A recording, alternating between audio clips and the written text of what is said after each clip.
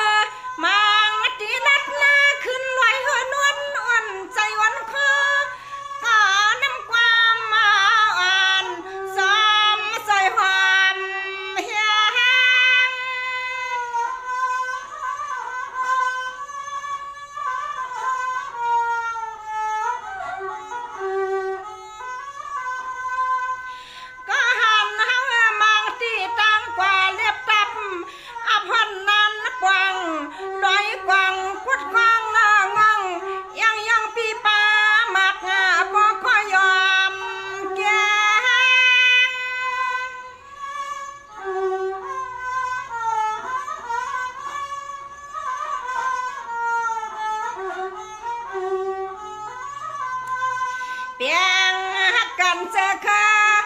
ก็สึกพี่ฮาในคำยับยำพายำพรยำพายำพรที่น้อ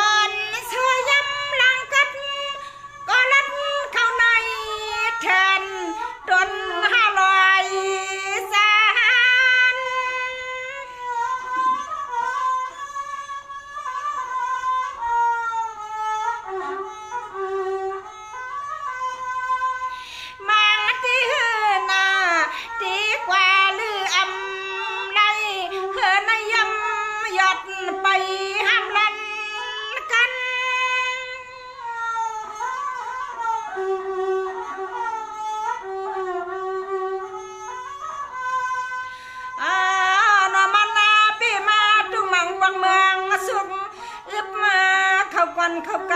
ำอ่านนางต้องคอเนียงนางต้นคอเนียงที่นอ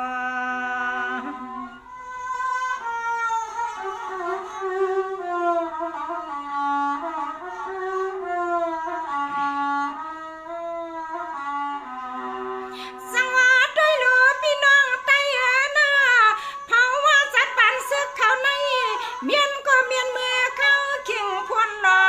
มาก่อห้องลวงควังคังไม่หกไม่สางเกี่ยงไปความลวงผู้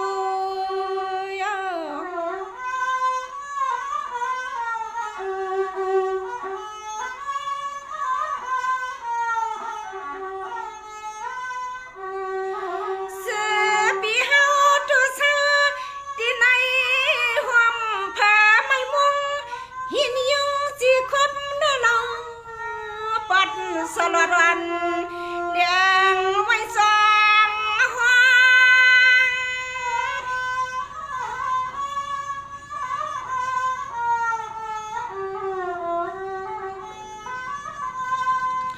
ในสัตว์ปันสึกขันมาคือหน่อยเศร้าไข่ผ้าหน่อยเสียงสวยเสียงลุกขึ้นเพื่อเอาวันเมืองสวยกำเนิดในสวยสื่อแดงสิลาสุดวง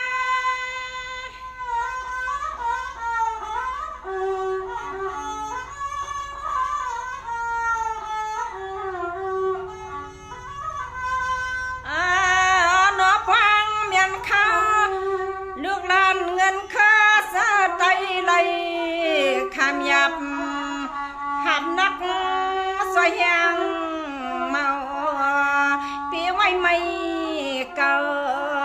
ขนาดนอ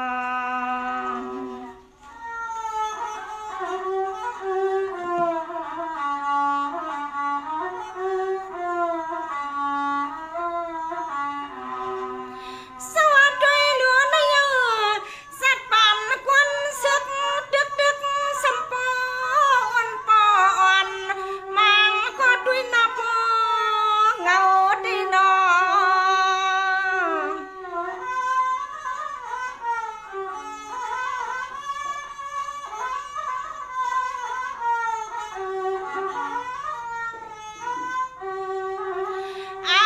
น้ำตาหน้าอกไว้ให้ต่ำดึงดีนอเนี่ยขึ้นตาเมื่อเรียกเมือง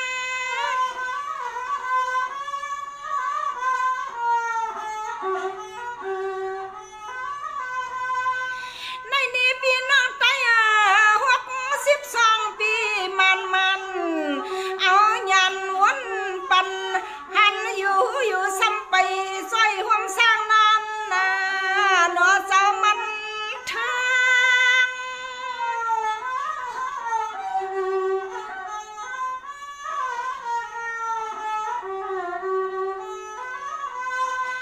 แยงอันให้ไตไหลขึ้นเปลี่ยนจุ่มเมืองแทงใหม่ใส่ใหญ่เอียงปืนไตกระตัง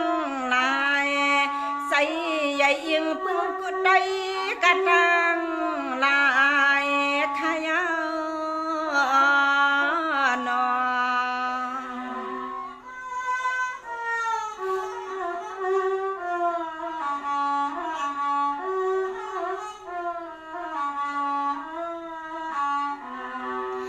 สังวาเทียมายกด้วยหน้าตาบ่มีควันเมืองน้ำตาบ่เอื้องย้ำไหลพี่ไหลก็เป็นไว้ดึกที่มังที่บ่รู้สุ่มตายเอาสึกคือหาย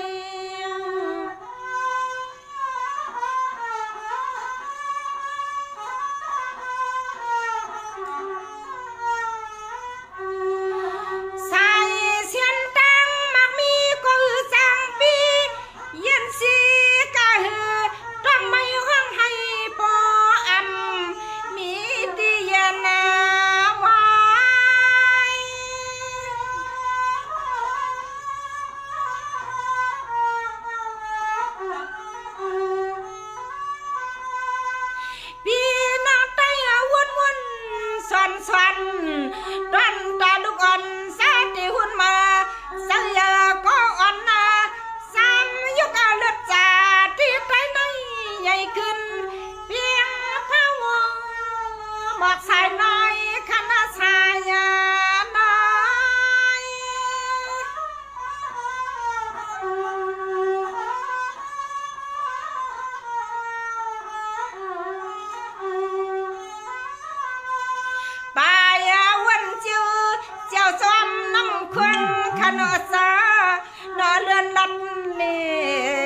เพียง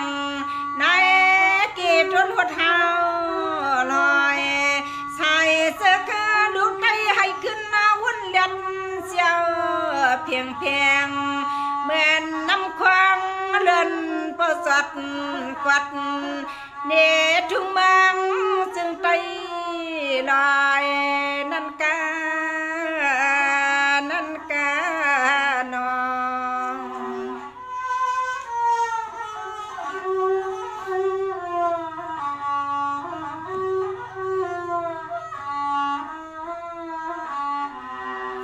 สวาปูตีวุ่นนำคำเสนอเพื่อตีสัมหันอันที่ปันเสมีเฮียงก็มึงน้ำน้อยอ่อนลวงต้นสอนอ่อยลวงต้นสอนอ่อย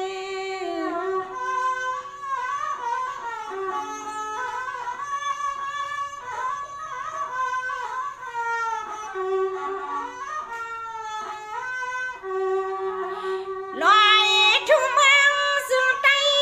ก็เขียวหางหลีย้อนลำไม่การเย้าหลีที่ก้นไก่น้ำใสไว้มีเทียดทางเฮาหนึ่งเขียนอ่องสุดยอดสูง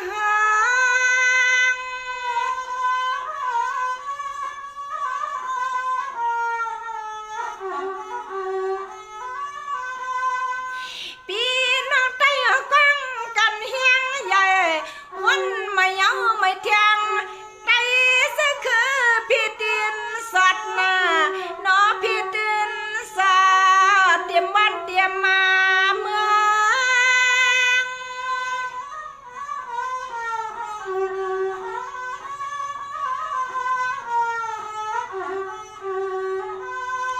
แดงทุ่งเรียนที่กินที่ซาที่หายามเปลี่ยนเจ้าสมซึ่งเมืองก็นอนเนเมียลองตังกระทัดแขนอ่อนสั่งปกกวางอย่าปล่อยปันซื้อคือลูกไตใหญ่เฮาเลยตังมางขนอซอขนอซอ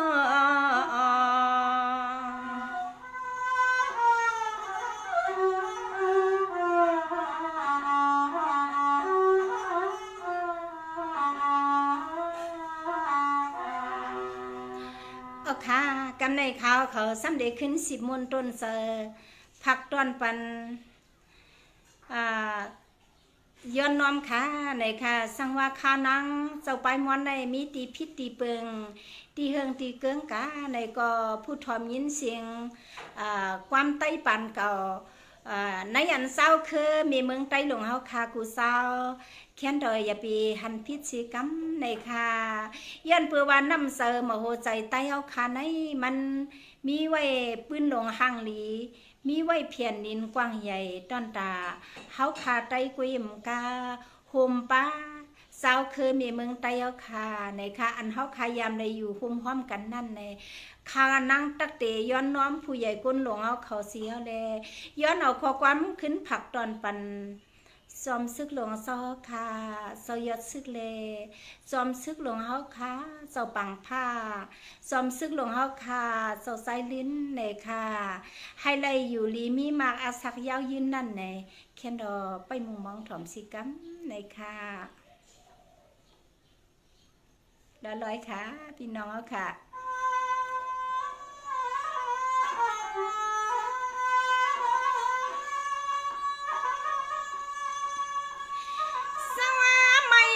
สุขาไม่สุขาข้านั่งตักตีย้อนเอาน้ำใส่เศร้าจอมซึ่งหลวงตั้งสองตั้งสามดูกวนเมืองมุมมอง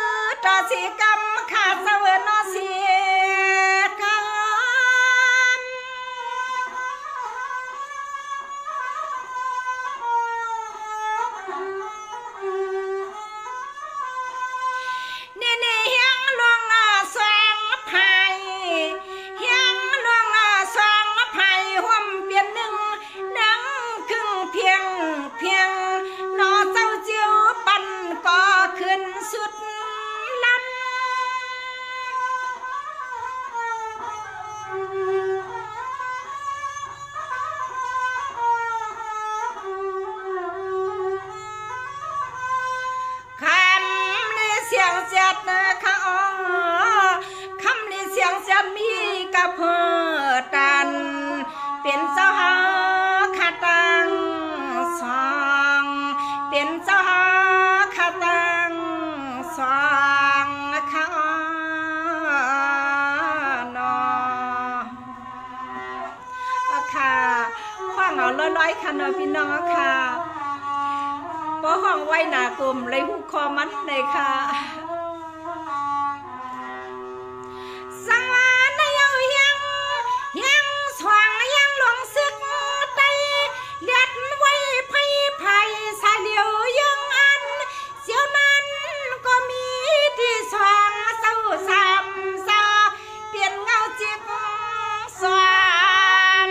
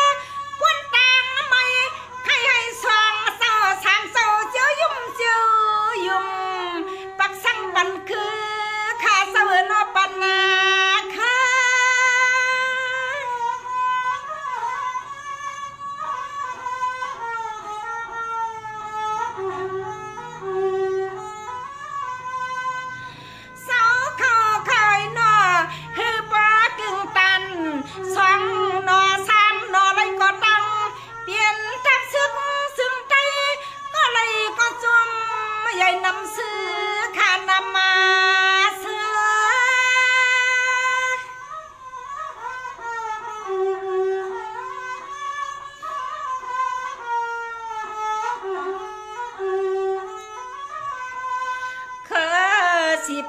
เคอกว้างกันขึ้นสูงไม่มีกุศลใหญ่เนไว้ปืนดีอ่อนปุ่นอ่อนดอดอ่อนหอดเชียมือดอดตังขี่ได้ซื้อคือใหญ่ไม่สูงค่าจึงให้เจียวเลยตังลีขนาด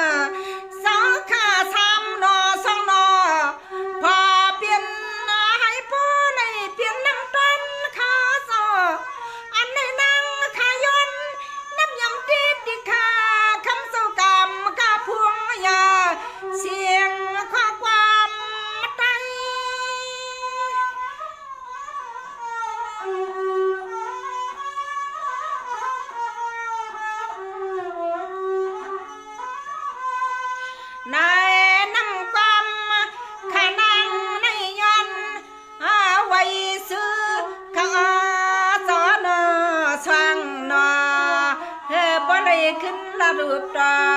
ขอยืมสวมอยู่เนี่ยนาใจจึงคงกลางในน้อง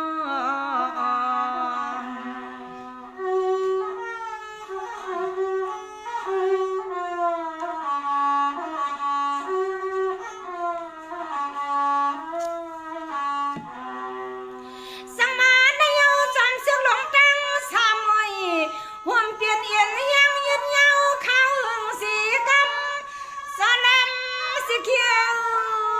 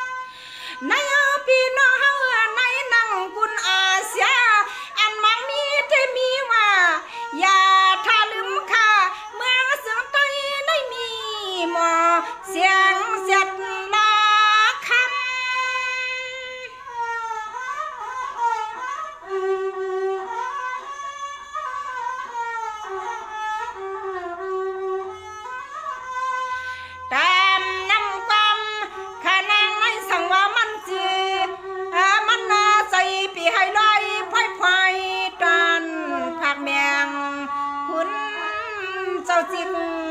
สามคุณเจ้าจิกสามมี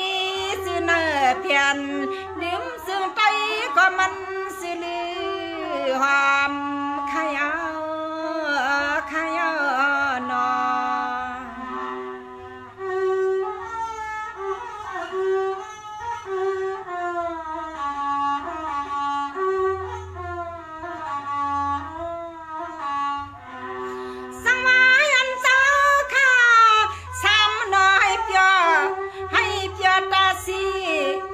เฮ้ยอะไรอยู่ดีกินมันก็เย็นพี่เขียนน้อยกังเสียมันมีนางก็อยู่หิมซ้ำ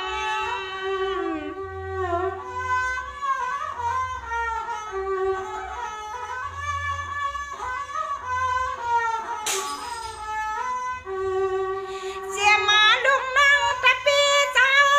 ข้านอกูคุณกูนางให้ปูนัดพี่ไอ้ยันน้อยขณะยันน้อย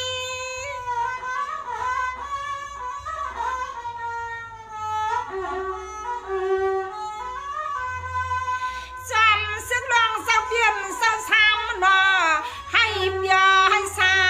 ความเมาอุกสายตนาเสียงเล็กคำก็เรื่องมักอาสักก็ยังใหญ่กึกซื่อสายใจ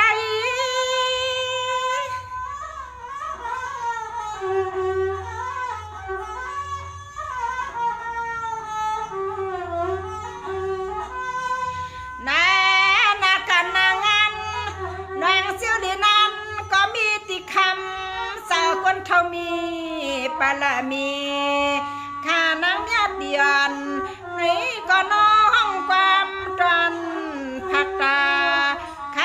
ำเศร้าเปลี่ยนเศร้างำหอขยาขยานอง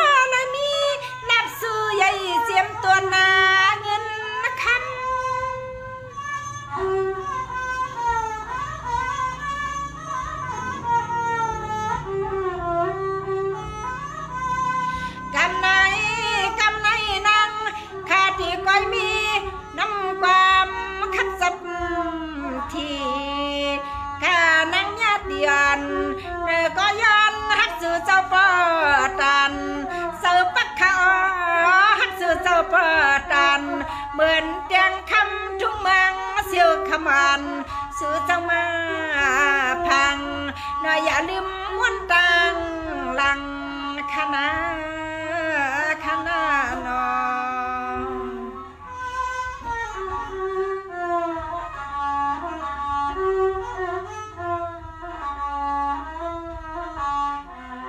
สมัมซาติขาเสียมันพี่น้องเอาเขาเศร้าเสียในเวียงมวนกวนกึนเงินนำคำวังข้าสู่เจ้าอ่อนกันย้อนเสียชั่วตังให้ไต้ห่วมเปลี่ยนหนึ่งเบิ่งกันในมีกูสวยใหญ่เนนานอจะเคยใหญ่เฮาขาตังลาย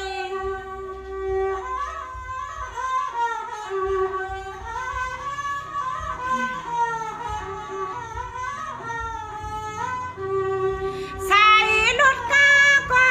ซึ่งให้เพียงเกียงหมดดังตังซาดังทุกข้าซึ่งสู่สาวข้ากว้างพัดยานได้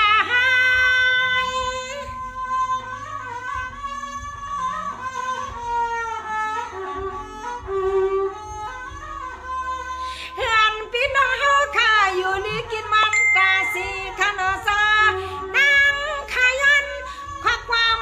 ผักเปลี่ยนบุกเปลี่ยนหน้าตัว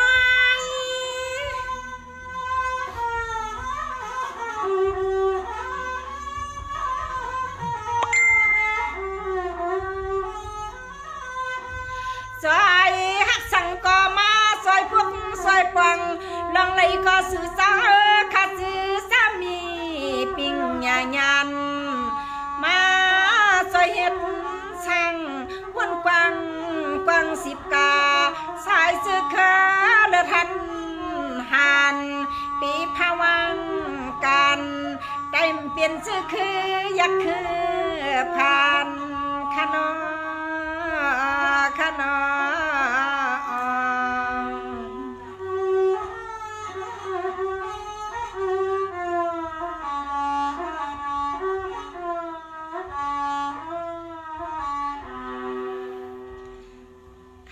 ค่ะไม่ซึ่งกูก็กูก้นค้าในพี่น้องค่ะเมื่อในวันอิดวันอดในขนอเลยมาผักตอนปันเสื้อเคอไตเอาค่ะในขนอก็ข้อความอันใดให้เลยเป็นตีหมายต้องพองยามมือฮื้ออ้วนโน่นนาในก็เอาข้อความอันในมือยาเสือ